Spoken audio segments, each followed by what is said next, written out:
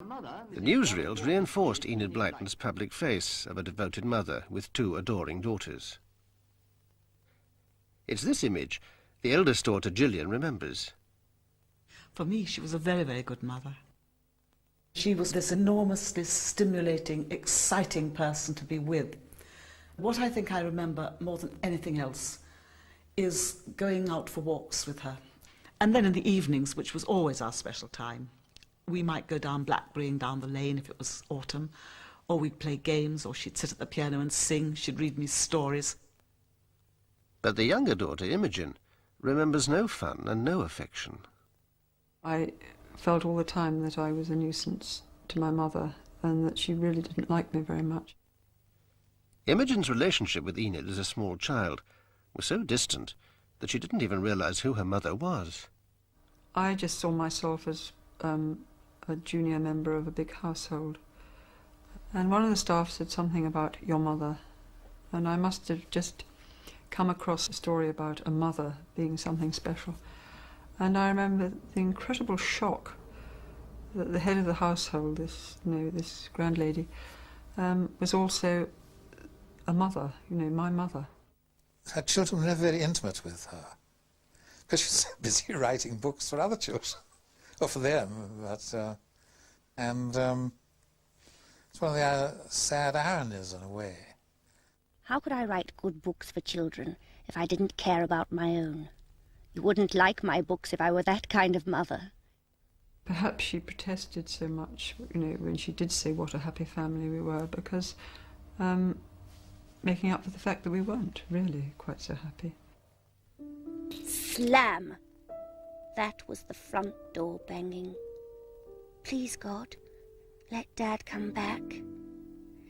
Please, God, let Dad come back.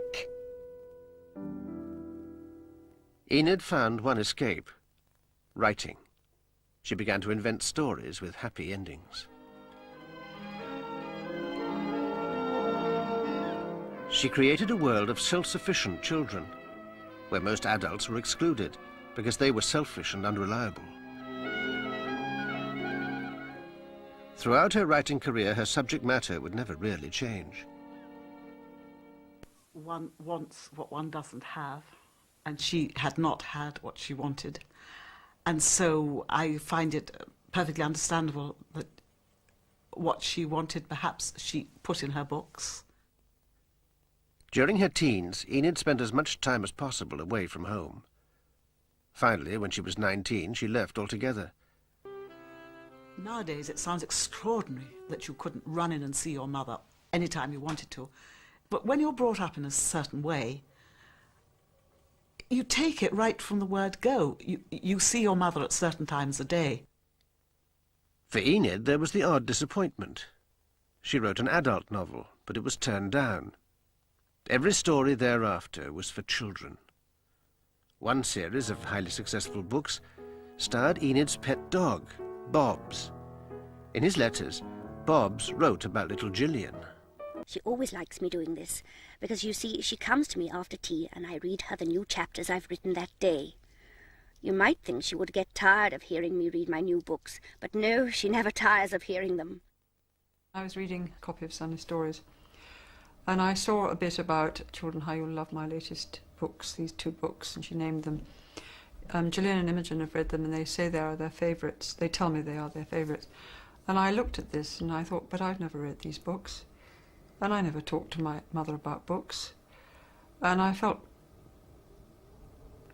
frightened, disturbed, because there seemed to be two different Imogens. And I knew I was my Imogen. But I couldn't handle this other strange Imogen.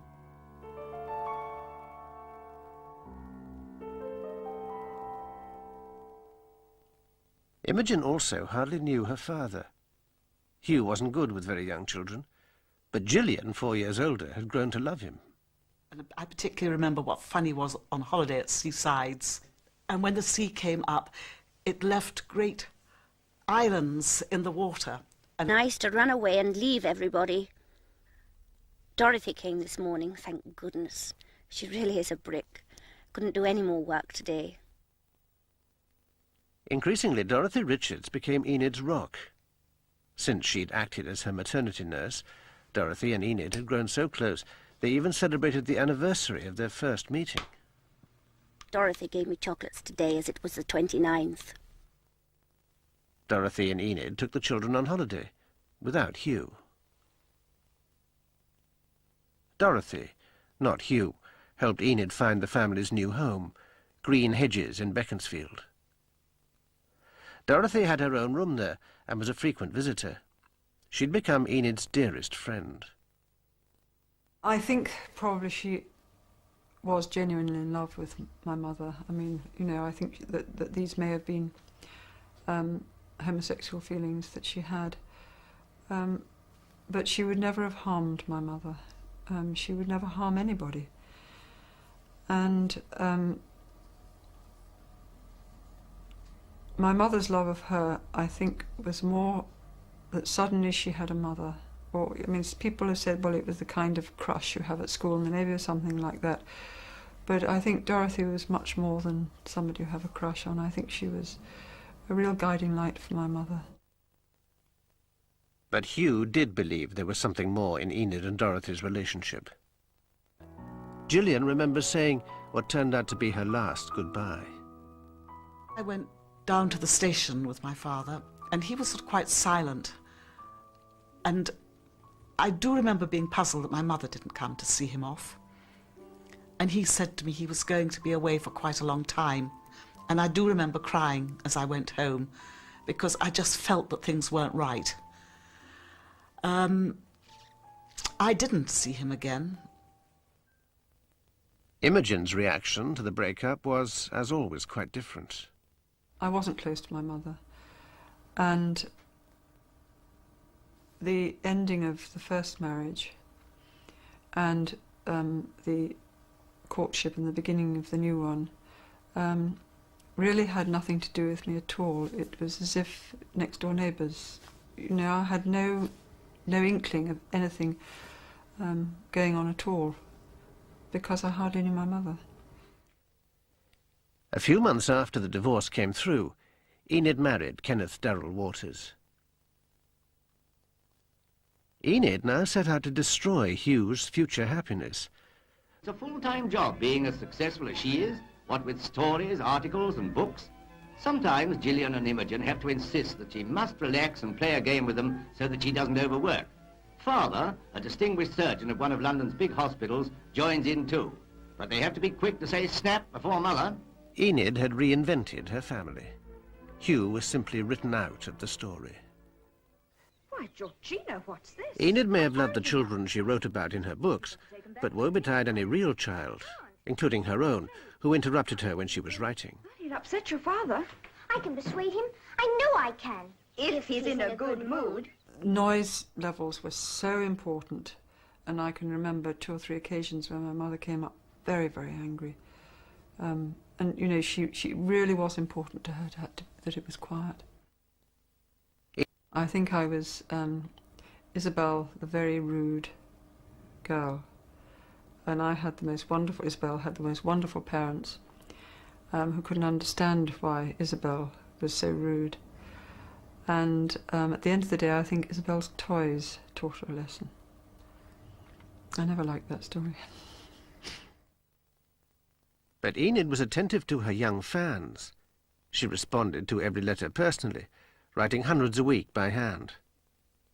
She related outwards to her fans and not inward to me or to, you know, 1 or 2 other children who were in the house.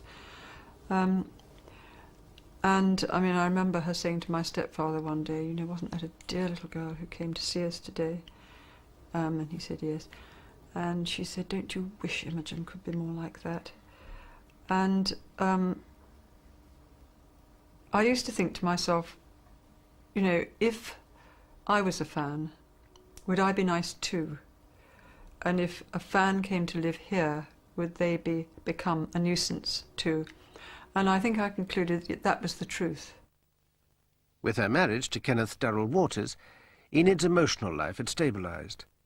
Some found him an odd match for a writer. Imogen was devastated to find that her much-loved nanny, Sarah, had left.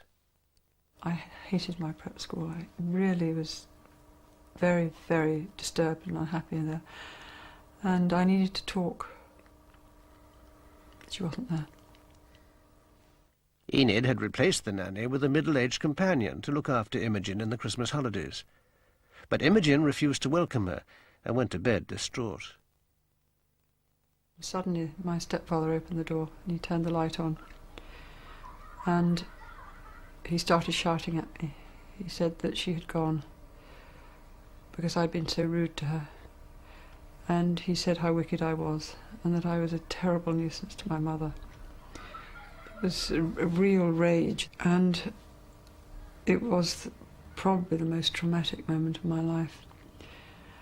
And after that, when I woke up the next morning, I went downstairs to have breakfast with them, and nothing more was said about a companion for me. Nothing more was said about me being a terrible nuisance. And I lived my life having meals with them, having breakfast with them every day, which had not been intended, but that was how it was, and that was how we became a family. She also showed signs of wanting to become closer to the daughter she'd once rejected. Any hostility she had had towards me seemed to go, and when I went down to see them, and she said, "Oh, Kenneth, Imogen's come, isn't that nice?" It sounded very real. It probably had been real before, but, you know, I'd got so used to believing that I was a terrible nuisance. And I think that all the old hostilities had actually gone. I mean, I may be wrong. And there was a real chance then for us to get close. But I had lost the gift. Enid Blyton died in 1968. She was 71.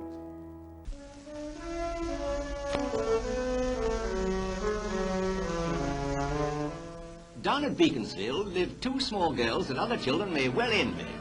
Gillian and Imogen don't have to wait for the next Enid Blyton book to appear in the shops. They can read it as it comes off the typewriter. For their mother, Mrs. Darrell Waters, is Enid Blyton. Every day when she's working on a book, she rattles out about 6,000 words. In addition, there are always proofs to be read and letters from young fans to be attended to. It's a full-time job being as successful as she is, what with stories, articles and books. Sometimes Gillian and Imogen have to insist that she must relax and play a game with them so that she doesn't overwork.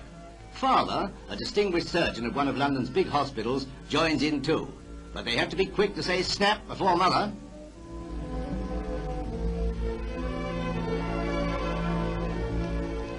As a treat before bedtime, the girls listen to one of those stories that are the best sellers among children's books.